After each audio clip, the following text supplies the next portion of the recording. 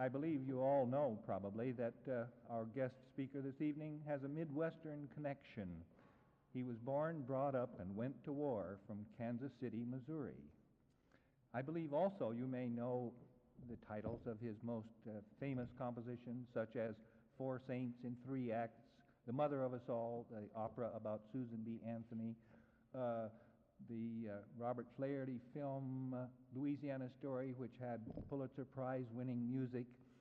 And happily, I can tell you, just last month, None Such Records brought out a complete recording, digital recording, of the Four Saints in Three Acts.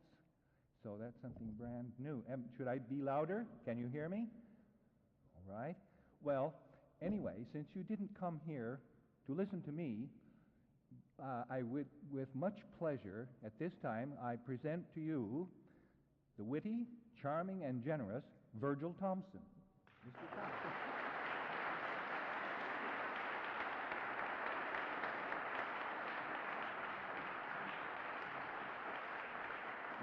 That'll be all right, I'm sure.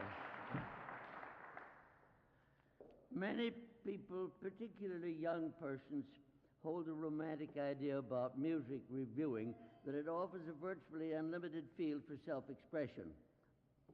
They sincerely believe that it's a critic's right to share daily with the whole city his personal tastes in matters of art. Well, this is not true, of course.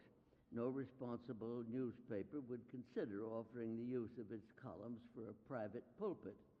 A newspaper is published to interest and inform its readers, not to amuse its writers. The only justifiable purpose of reviewing, in my modest opinion, is to inform the public. A music critic is paid by a periodical to tell the truth about music and music events, as he believes that to be, and if he's not expected to advertise himself, neither is he engaged to encourage particular artists toward success, or to discourage them, or to grade them from 0 to 100, or to help trustees raise money, or to advertise standard repertory, or to form public opinion in any given way, or to uphold standards of execution in anything but criticism itself, or to promote local schools of composition, or to defend the public against them, or to teach music appreciation in general, or to spread enlightenment.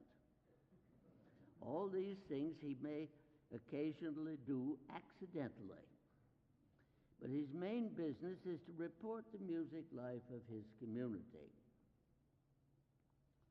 Now, this reporting need not be, and cannot be, of course, entirely factual. It's a reviewer's privilege to analyze music in its execution, to examine its nature, and, above all, to describe it. Obviously, he must describe it in words. He's primarily, therefore, a man of letters. Music is merely his subject.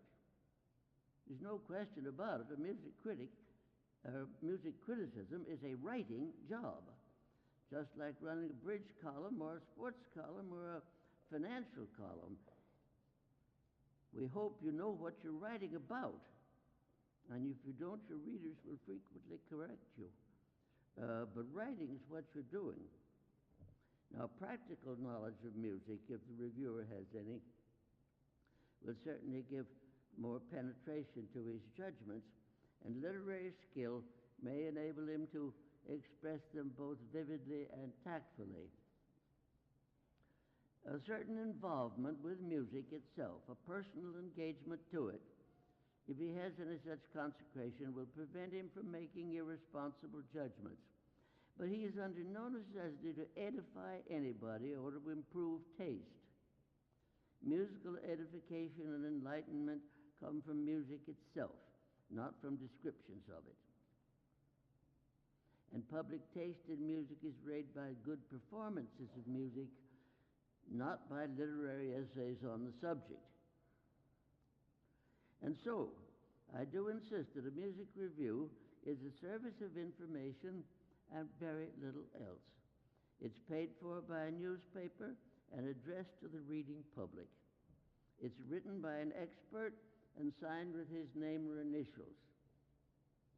Now, any reporter is temporarily an expert if the managing editor appoints him so to be. If the reading public is not convinced of his expertise, that's only to the paper's discredit. The reporter himself can always go back to the shipping page or wherever it was he came from. A metropolitan paper, of course, should trust on the job only writers of reasonably sound musical education. The reviewer doesn't have to be right. Nobody in this world has to be right about anything. But he does need to penetrate surfaces. Any opinion about anything, right or wrong, is legitimate to hold privately. And that opinion is legitimate to publish if it's based on some knowledge and expressed in clear language.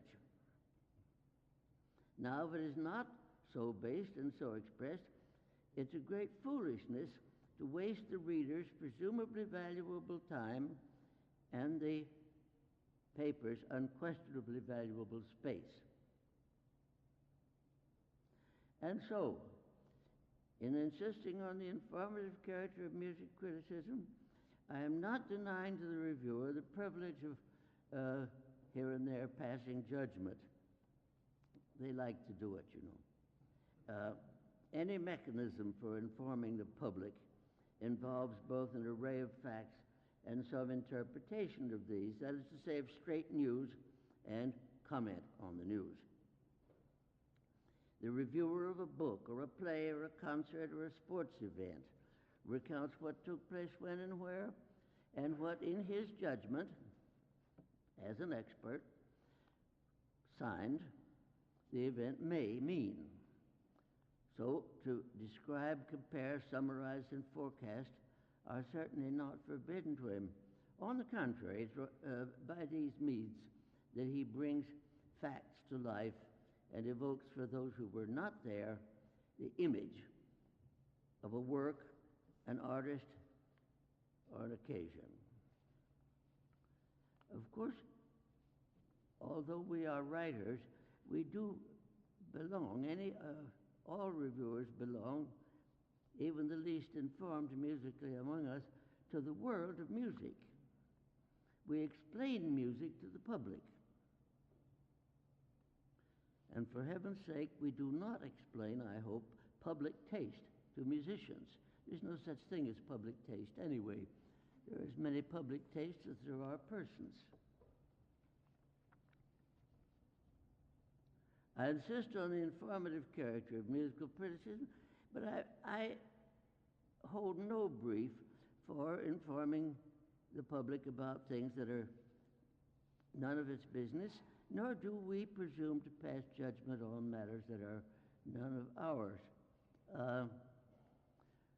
Under the heading of matters which are none of our business, although open to the public, are student recitals and church services. Student work is hard enough for teachers or for parents to judge. For an outsider, it's quite impossible, since progress is its chief quality of interest. When a student stops being a student and presents himself as a professional, we're entitled to estimate his work by current professional standards. But before that, the press has no right to interfere even with praise. Church music is another case in point of things that are none of our business. Much of it is highly professional, and religious establishments all welcome publicity, provided it is favorable. If not, they protest.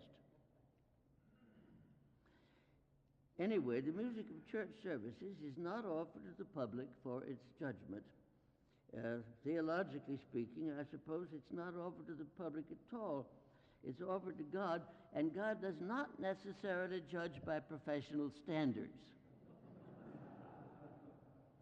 Actually, sincerity in his eyes, we are told, may well be of higher value than skilled execution. Besides, church music takes place all on the same day and the same hour, and covering it would require an enormous staff. So we stick to our business, which is to offer news and comment about professional music events that are open to the public and that are submitted to the public as professional events. But in reporting these, we do use slightly different standards of news value from those employed by the city desk. The city desk says news is any unusual or dramatic event happening to anybody, or any event at all happening to a famous person in public life.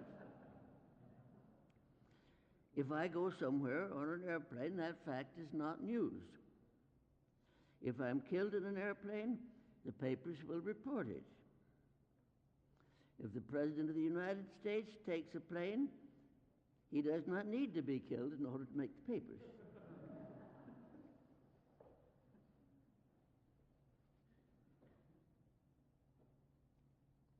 Well, in my time as a music reviewer on the New York Herald Tribune, we used to use as writers a certain number of outsiders, of stringers, they were called.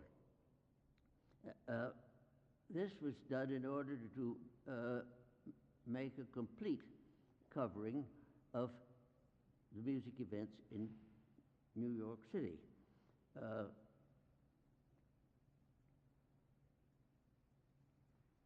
The Times would have liked to skip some, but they had to cover everything because we did. Nowadays, there's only the Times, and they skip a good deal. But we covered everything that took place, not repeat performances, but every original performance of a musical event, including operas and so forth. The writers that I used as stringers were and not on staff. I mean, I was a staff of 4 plus a secretary, but I got the best writers and the best musicians that I could lay my hands on, and they included, I must say, this was nearly 30 years ago, were Herbert Weinstock, Lou Harrison, John Cage, Elliott Carter, Peggy Glanville Hicks, Paul Bowles. They were musician writers, not on staff, but contributing regularly and recognizable to the readers by their initials. They served in this way as sort of apprenticeship, often getting jobs on my paper or elsewhere later. And at the same time, they enabled the paper to keep its coverage complete. By this means, all the professional events that took place in our community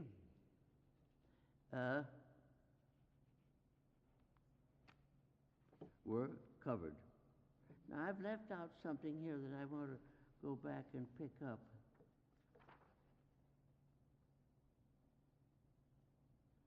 No, I skipped over something, and it's rather interesting, so I'm going to go back to it. I was on the subject of what is news, and an unusual event happening to anybody or anything happening to a prominent person. This is the view of the city desk. In the intellectual departments, we maintain and try to establish our right to this assumption that in the intellectual fields, the arts and sciences, that's to say, intellectual distinction itself is news.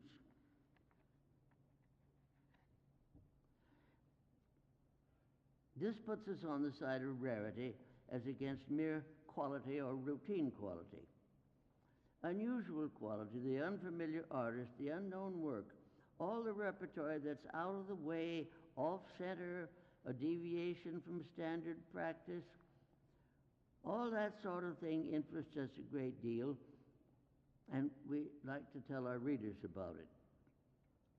Standard artists and standard repertory are harder to be informative about or to be interesting about, since the artists themselves are already plenty publicized by their managerial offices, and standard repertory, of course, is consistently being explained and plugged in the schools. I used to say that the hardest thing in the world to review interestingly in my time would have been Arturo Toscanini conducting Beethoven's Fifth Symphony. That would have meant the most famous orchestral piece in the world, led by the most famous living conductor. Well, naturally, there was very little new that one could say about either of them. About the only way to be interesting in that situation is to make an all-out attack on either Beethoven or Toscanini. And this you can't do every year, since the material for such attacks or new evidence and so forth are only available, even with luck, say about once in 10 years.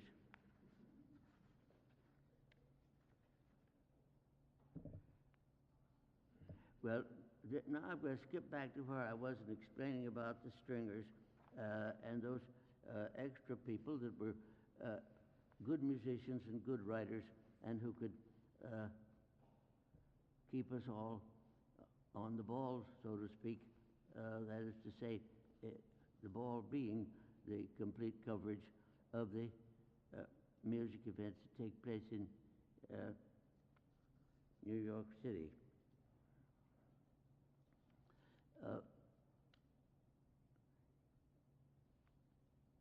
Including Beethoven and Toscanini. How we could estimate and describe for such as our readers all these things who were, to begin with, interested in music. Our purpose was not to make converts to music. Our purpose was to report the music life to persons interested in the music life. In the same way that people writing sports columns or financial columns are reporting sports or finance to people who buy the paper for that purpose and who consider themselves prepared or certainly interested enough to read it. And we presumed that we were writing for persons interested in music. Picking up a casual reader who is using the paper for other purposes, it's all right. You do it from time to time. You never know who you're going to attract, but that's not your purpose. Your purpose is to talk turkey to the turkey lovers. We didn't address our comments to the artist himself, of course, nor to his manager, nor to the backers of any occasion, nor the trustees of any musical establishment, and certainly not to our own advertisers or to their friends, but simply to the music public, all of it, one by one, individually, because they read one by one. And neither did we address our analysis, as I say, to the casual or non-musical reader. Music is a technical matter, and we even use technical terms, a modicum of them, when there is no other clear English word to say what we want to. We don't have to say that Miss So-and-so's intonation was faulty. We can say she sang off pitch. That's better English. And it's clearer because the word intonation tends to be taken by readers to have some special connection with church services. So we don't use technical jargon where are plain English words available, but we have to assume that our readers are interested enough in the subject to understand a technical explanation. And as a matter of fact, no reviewer, I think, should ever express a judgment about music or about anything else for that matter without offering some explanation and description in defense of his statement. Now, in any music review, the descriptive paragraphs are, of course, far more informative than those in which the writer attempts to estimate value. It's legitimate for a reviewer to express opinion, but the chief benefit of his opinion to his readers is that the confession of his personal prejudices is an evidence of good faith. It's a statement of the witness's identity, but it doesn't replace, of course, factual testimony. Now, in giving our testimony about a music occasion, we naturally, as I said earlier, aim to tell the truth as we believe that to be. That's what we're hired for, not for anything else. And in order to tell the truth, we're obliged to observe, within human limitations, strict courtesy. If you don't do this, you can get your paper into libel suits. You can also, which is graver, fail to convince your reader, because readers are very quick to resent a denigrating attitude or a semblance of plugging something. Very quickly they say to themselves, well, what's it to him? And besides, it's unprofessional to belabor an artist as if he were a political opponent. Privately, many members of the critical press are out to kill. Anybody can be. Malice is a universal failing. But killing without courtesy is likely to cost you your job. And so I used to advise the young people who came to work with me, seek out the specific adjective, the kind that describes, not the kind that raves. Avoid the name-calling noun. That'll really get you into the law courts. Use kindness to the small and give no unearned advantage to the great. The great won't like you for that. As we always said, the higher they fly, the louder they squawk. But if you just go around praising famous people and being difficult about the young and new and coming up, well, of course, you're very silly. It's your business to spot out the new and the good and the coming up and to dismiss with as quickly and as courteously as you can the great and famous who are already thoroughly plugged otherwise. It's also a good idea to correct loyally any misstatement that you make whenever it's brought to your attention. Now, this kind of writing will make the truth as palatable as it ever can be to the artist reviewed or to their backers. And it will convince most of your readers, at least it will convince them of your honesty. Well, so far I have spoken chiefly about the reviewing of artists performing standard repertory. And if you want to deal with history or get into the history books, you better take on what's going on. Any writer with a standard musical education can review a program of standard music acceptably, especially after he's been covering concerts pretty regularly for a few years. I must say that covering the opera is never really easy because until quite lately, our schools have not prepared music students in the opera repertory, and very few of them are doing it even now. Few universities teach opera repertory seriously. It's rare to find a young person with a musical degree who has ever actually read an opera score, though he may have listened to some recordings.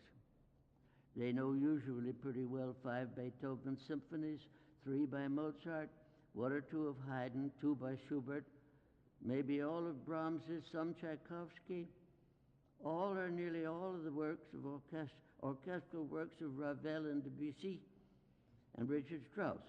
And they're thoroughly at home with Stravinsky. They've had that since childhood. They even may have some familiarity with Berg and Schoenberg, but scarcely a one really knows Carmen or La Traviata or Madama Butterfly. It takes 3 to 5 years attendance and some score study before a beginning critic can be trusted to review, well, say the Metropolitan Opera or the New York City Opera. Now, I used to tell the boys, at least the young ones, in reviewing an opera, don't write me a report card. A, you have no right to write a report card. Nobody's appointed you to grade these people. And report cards make very bad reading anyway. You have to find in the occasion, in the whole evening, you have to find some kind of theme for your report.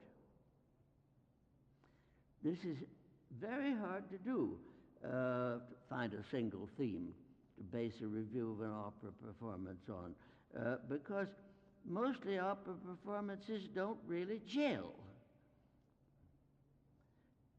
The cast, the conductor, the director,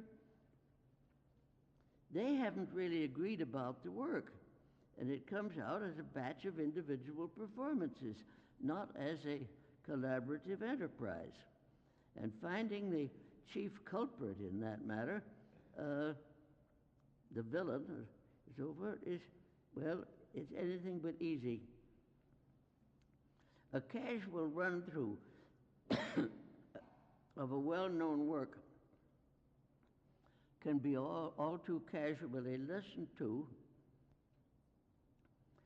but the non-amalgamated presentation of a new work inevitably leads to misunderstandings.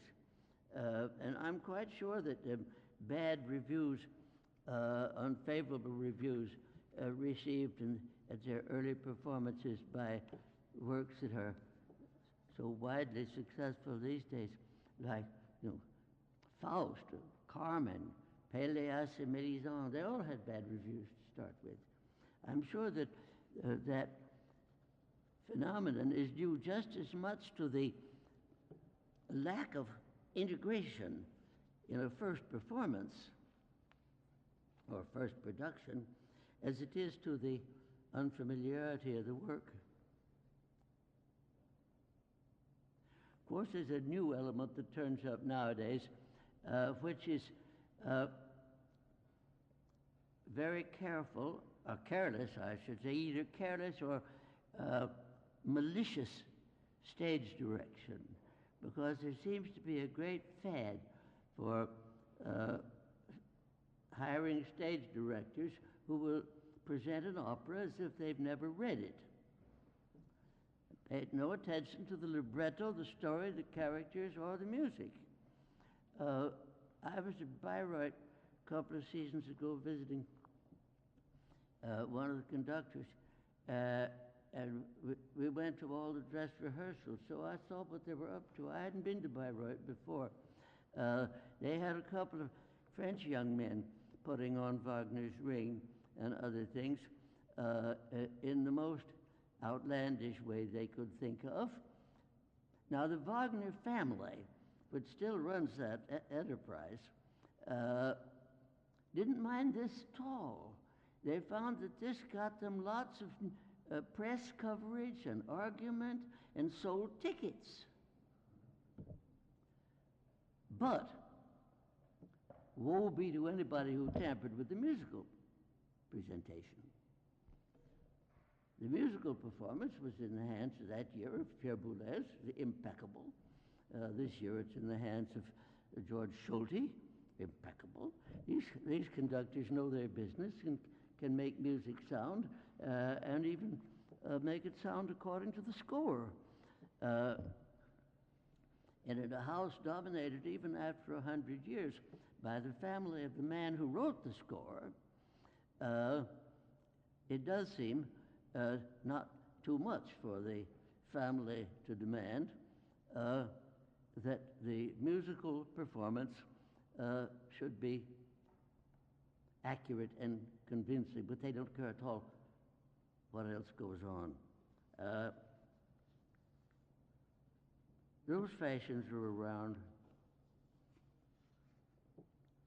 Well, contemporary concert music is a good deal easier to review than operas, because the reviewers have all grown up in the presence of that repertory. Modern styles of expression and modern meanings are familiar to them. But every new work, of course, is a little different from every other. And the program notes furnished with new works are terribly skimpy. If you're going to write an informative review about such a piece, you have to listen rather carefully. And what's even more difficult, you have to make up your mind what has been going on. You can't crib out of books. Of course, that is known too, and it is frequently possible to go to a rehearsal, sometimes even to take a look at the score. Of course, there are new scores for what we call far-out music that are not written in standard musical notation. They're mechanically drawn with rulers and curves on graph paper, or else they're scribbles that may look like doodling. And no two of the far-out composers use the same notation. Each one makes up one for himself. Well, naturally, their scores do not communicate to persons who do not know the method by which they have been written down. Also, they're likely to contain aleatory passages in which each musician plays either what he feels like or whichever he happens to choose among several variants offered, so that the performances are not always identical. Well, even so, some kind of a glance at the score, and better still, attending a rehearsal will help you out. Because, and there's no question about it, you can write more informatively when prepared than unprepared. Any student knows that. But prepared or not, listening to a piece straight through in public is, of course, the crucial experience.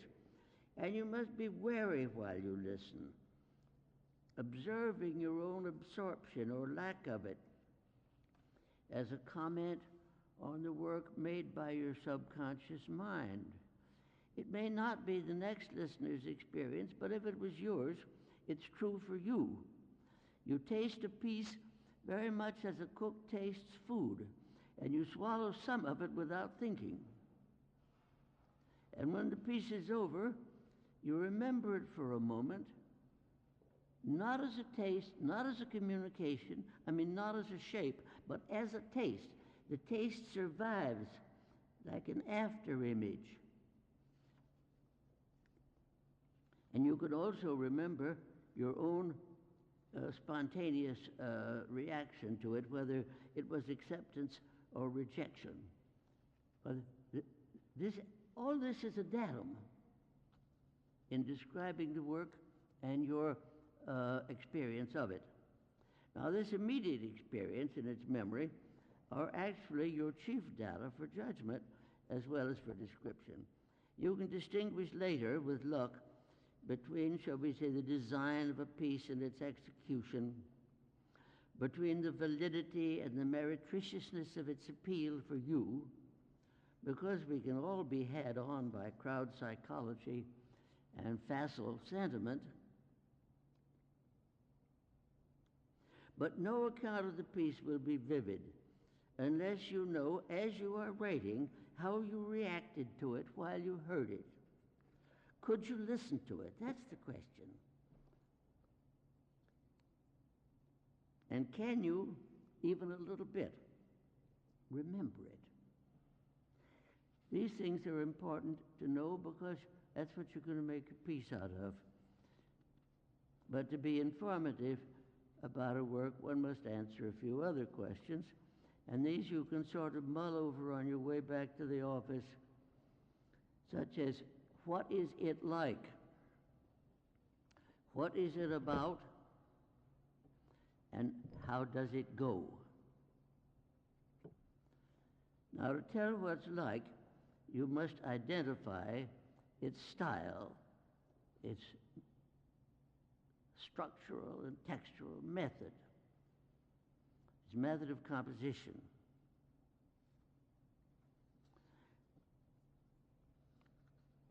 Contemporary musical authors, in my view of them, actually fall into about 5 sections. On the extreme right, you have the survivors from the 19th century. At least 20 years ago, we still had, or 30, Sibelius, Richard Strauss, Rachmaninoff.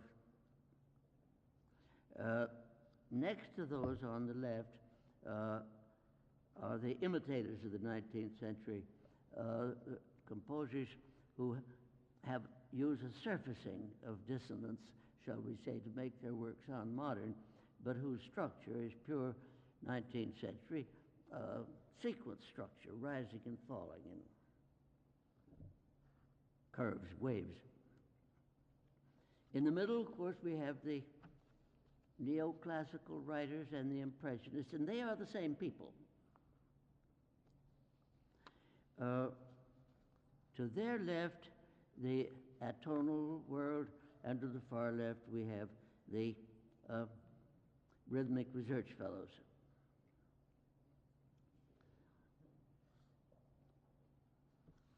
I'm not going to go into great detail of this matter because it takes a long time and we don't have forever. But I will explain a little bit about the center section, the neoclassical and impressionist writers. That is to say, impressionists are the painters of musical pictures. And modern neoclassicism is a branch of that. It paints musical pictures of the past. It derives from the Debussy sonatas and not from an emulation of classic shapes or models as the neoclassicism of Brahms did. That was aspiring to catch the glory of Handel, Mozart, and Beethoven's middle period. But a modern neoclassicism is an evocation of past times, a sort of tender parody of other styles, epochs, places, and it has as many branches as there are styles or periods or places, as the neo-medieval, the neo-baroque, neo-romantic, and even nowadays the neo-modern. Stravinsky in his last decade took up the 12-tone method of composition, but that was a neo-modernism on his part. He was never really at home in its climate. He remained at heart an impressionist, that is to say, a picture painter and a master of historical evocation. So much so that his 12-tone music, though it followed the rule of the 12-tone masters, seemed always to be making a picture, as was his way. This time a picture, I should say, of early 20th century Vienna, but he was traveling or visiting there, not living in it.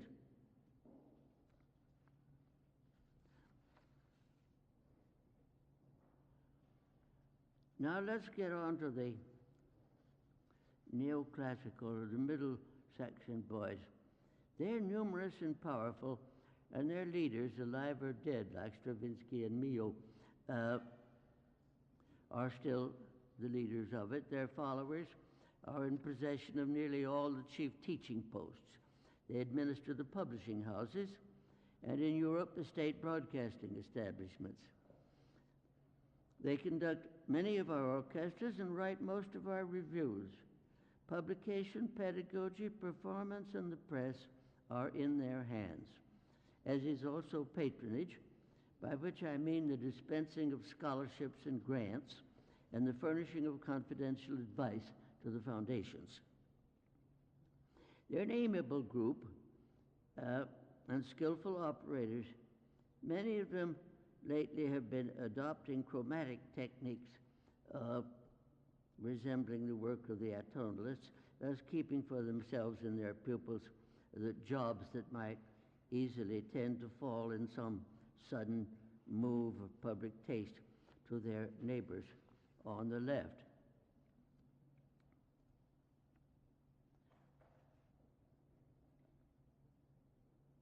Whether these neighbors are actually more advanced than the middle-of-the-road composers used to bother reviewers, the atonalists themselves, of course, they're highly vocal like all persecuted minorities, and they would never brook any doubt of their pioneer position.